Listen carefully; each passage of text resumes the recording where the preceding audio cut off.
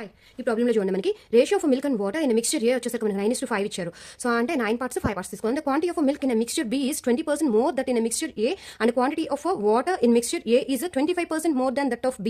Okay, so if the sum of a quantity of water in both mixtures is 54 liters and then find the total quantity of a mixture in. So మనకి ఇదంతా కూడా ఇక్కడ ఇచ్చిన దానిలో just only మీకు water గురించి అయితే కనుక ఫైనల్ గా మనకి ఇక్కడ ఇచ్చారు. సో ఇప్పుడు దాని గురించి మాత్రం మనం చూసుకుందాం. సో ఫస్ట్ మిక్స్చర్ ఏలో మనకి ఏమేమి ఇచ్చారండి, మిల్క్ అండ్ వాటర్ అన్నారు కదా. సో మిల్క్ వాటర్, దీనిలో మిల్క్ ఎన్ని పార్ట్స్ ఉన్నాయి, 9 parts ఉన్నాయి. వాటర్ వచ్చేసరికి మనకి 5 parts అయితే ఉన్నాయి. Okay, so next total parts అయితే కనుక మనకు వచ్చేసరికి 9 + 5 = 14 parts. ఇది ఎందుకు వేసానంటే మన క్లాస్లో total find out the quantity of mixture A అన్నారు కదా, అందుకని ఇక్కడ వేస్తున్నాను. అయితే ఇప్పుడు ఇక్కడ చూడండి మనకి ఈ పార్ట్ ఇగ్నోర్ చేసేయండి. Quantity of milk in mixture ఈ B is 20% more than that of mixture అన్నారు. సో మిల్క్ గురించి అసలు మనకి ఇక్కడ ఎట్లాంటిది ఏం లేదు కాబట్టి సో మిల్క్ గురించి అయితే కనుక వదిలేసేయండి. నెక్స్ట్ దానిలోకి వచ్చేద్దాము. So the quantity of water in mixture A is 25% more than that of B. Okay, బీలో ఎంత ఉందో అసలు మనకి తెలియదు.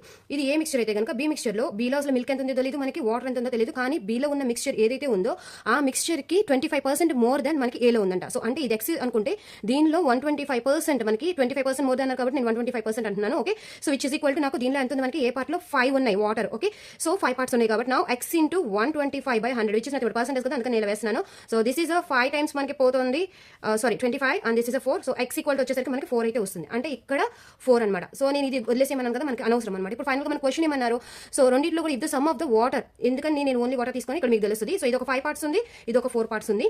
సో ఈ రెండు 5 parts + 4 parts ఈక్వల్ టు మనకి 9 parts. ఇదంతా కూడా ఎంత ఈక్వల్ అన్నారు, 54 liters ఈక్వల్ అని చెప్పేసి ఇక్కడ. ఓకే, సో ఈ 54 liters కి నేను ఈక్వల్ చేస్తున్నాను. నౌ 1 part ఈక్వల్ టు మనకి ఎంత వస్తుంది, 6 వస్తుంది అనమాట. Okay, 6 liters. మనం అడిగిన క్వశ్చన్ నేను find the quantity of mixture A. So మనకి మిక్స్చర్ ఏలో మనకి ఎన్ని పార్ట్స్ ఉన్నాయి, మనకి 14 into 1 part = 6 liters కాబట్టి so total it is 84 liters. The answer is here C.